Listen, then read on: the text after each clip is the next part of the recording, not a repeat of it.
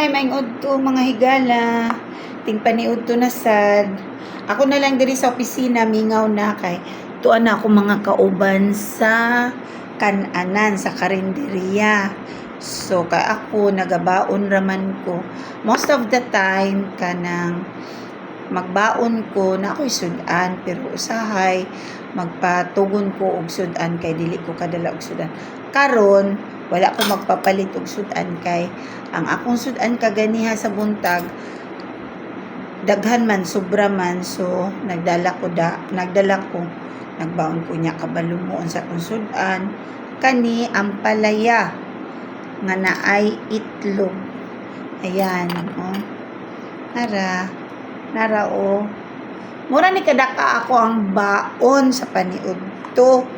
Gamay ra ako ang baunanan sa paniud to nya. Gamay ra gid ako kaon sa paniud to.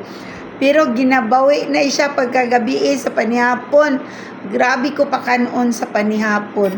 Nya sa morning pod murag daghan-daghan sad ako ang kanon sa morning. So mo ni akong sudan oh. Ano akong giluto kagani ako'y nagluto gyud ani ang palaya basta magampalaya mi sa balay ako gyud na ang magluto namo ni ang palaya nga naay itlog native ni siya nga itlog kanang sa amo gyud nga manok ni nga itlog unya pako salad nga pako ayan gahapon kay market day man gahapon. So after office, naghapit ko sa market day, namalit ko og gulay kay murag sige raman og kanang karne. Uy, grabing lechon kinananay kay fiesta lagi sa amo nya kalag-kalag pa gyud. So moto gahapon namalit ko og mga gulay. Palit ko ang palaya, nagpalit ko og gay. Nya to pa ang gay wala pa na ako gi salad.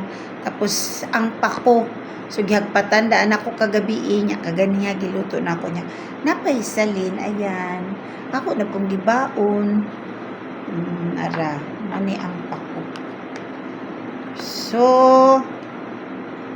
mga unta ninyo